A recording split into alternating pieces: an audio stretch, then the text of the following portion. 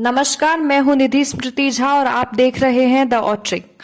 अफगानिस्तान में जारी संकट को लेकर भारत ने एक अहम कदम उठाया, जिसमें भारत सरकार ने एक सर्वदलीय संवाद यानी ऑल पार्टी मीटिंग के लिए बैठक बुलाई।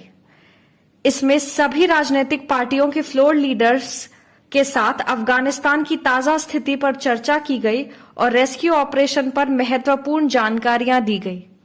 विदेश मंत्रालय ने कुछ दिन पहले ही ईमेल के जरिए राजनीतिक दलों को इस सर्वदलीय बैठक में शामिल होने का न्योता भेजा था। हम ये कह सकते हैं कि केंद्र सरकार तालिबान को लेकर एक्शन मोड में आ चुकी है। बृहस्पतिवार को सुबह 11 बजे संसद भवन एनेक्सी के मेन कमिटी रूम में ये बैठक हुई। 21 दल इस मीटिंग में शामिल हुए।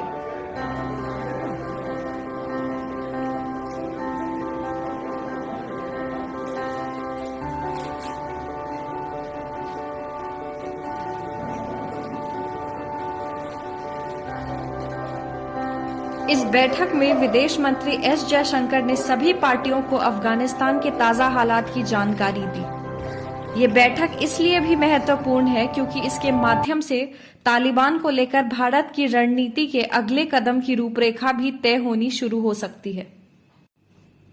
इसमें विस्तार से हर एक जानकारी, जैसे कितने भारतीय अब तक वापस लाए जा चुके हैं, कितने विमान हैं जो काबुल भेजे जा रहे हैं, पर चर्चा हुई है।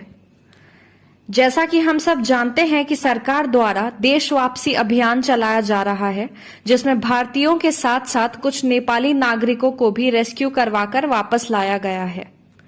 ऐसे में आवश्यक है कि इस बात की सटीक सूचना सभी के पास हो कि कितने लोग आ चुके हैं और कितने अब तक फंसे हुए हैं।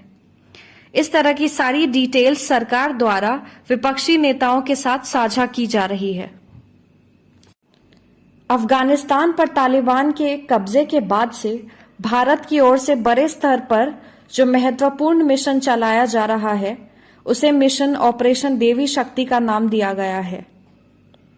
सर्वदलीय बैठक के बाद मीडिया के साथ संवाद करते हुए विदेश मंत्री एस जयशंकर ने कहा कि हर पार्टी की बात हमने सुनी। सभी के सवाल लगभग एक जैसे ही थे। सभी भारतीयों की वापसी पर इन्हें सूचना दी गई है। जल्द से जल्द सभी भारतीयों को लाने की कोशिश में भारत सरकार लगी हुई है। ये हमारी प्रतिबद्धता और प्राथमिकता है कि उन्हें सकुशल और सुरक्षित लाया जाए, क्योंकि वहां के हालात अभी ठीक नहीं हैं, इसलिए आगे की नीति के लिए थोड़ा धैर्यपूर्वक काम लेना चाहिए। वहीं विपक्षी दल के मल्लिकार्जुन खड़गे, अधीर रंजन चौधरी और अन्य नेताओं ने भी अपनी पार्टी का पक्ष रखा। आइए सुनते हैं। काबुल की स्थिति, अफगानिस्तान की स्थिति तो देख रहे हैं। अभी इस सिचुएशन में जब वहाँ सिचुएशन सेटल डाउन नहीं हुआ, अगर आपके जो पॉलिसी, आगे की पॉलिसी के सवाल जो हैं, आप इसमें आपको थोड़ा और पेशेंस दिखाना होगा।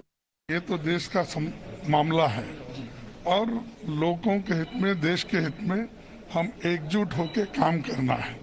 अभी उन्होंने ये कहा कि भाई वेट एंड वॉच, एक इसका मतलब है कि अभी दूसरे देश का क्या रुख रहेगा, तालिबान के बारे में उनके क्या विचार रहेंगे, ये सब चीज़ें बाद में बताई जाएंगी। अभी ऐसा है कि हम लोगों का ये कहना है कि अब इस स्थिति में दो चीज़ है। एक, भारत की जो स्वार्थ है, इंटरेस्ट है, उसको रक्षा करने के लिए, और जो ह्यूमैनिटेरियन मानववादी काम है, जो ह्यूमैनिटेरियन एक्शन है, उसके लिए सरकार ने जो भी कदम उठाएगा हम उसको समर्थन देंगे। कितने लोगों को लाया गया, सरकार ने कुछ जानकारी दी? देखिए, पूरा तो जानकारी नहीं दिया, कितने बैचवाई लोगों को लाया जाता है। अभी भी कुछ लोग वहाँ फंसे हुए हैं और सरकार उनके संपर्क में है, और जो लोग आना चाहेंगे सरकार उनको लाने के लिए भरपूर प्रयत्न कर रहा है। खिलाफत करने नहीं आएगी।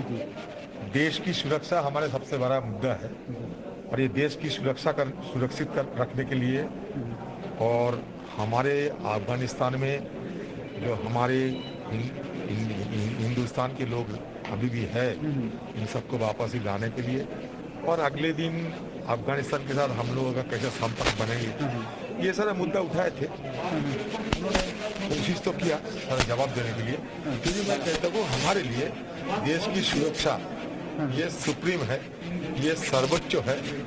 बाकी सरकार के साथ ये वार्ता होते रहेंगे। इस बैठक में सरकार ने सबसे पहले ये साफ किया है कि वहां की स्थिति को देखते हुए वहां के भारतीय नागरिकों को सही सलामत वापस कैसे लाया जाए, इस पर सरकार की क्या नीति रही है और किस तरह ज्यादा से ज्यादा लोगों को वहां से वापस लाया जा रहा है। नेशनल कॉन्फ्रेंस के सांसद हसनैन मसूदी ने कहा है कि कश्मीर में बढ़ने वाले खतरे को लेकर सरकार ने भरोसा दिलाया है कि वो आतंक से निपटने के लिए पूरी तरह से तैयार है।